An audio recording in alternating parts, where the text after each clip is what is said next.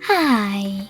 In front of me is Realme 11 Pro Plus, and today I would like to show you how you can turn on or off adaptive brightness on this device. First of all, go into Settings and tap on Display and Brightness. After that, click on this switcher next to Auto Brightness feature. And as you can see, my switcher is blue.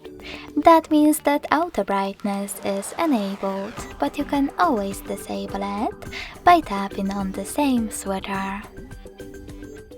If you want to, you can also go into Tap menu and click on this icon with a sun next to Brightness slider to manage adaptive brightness.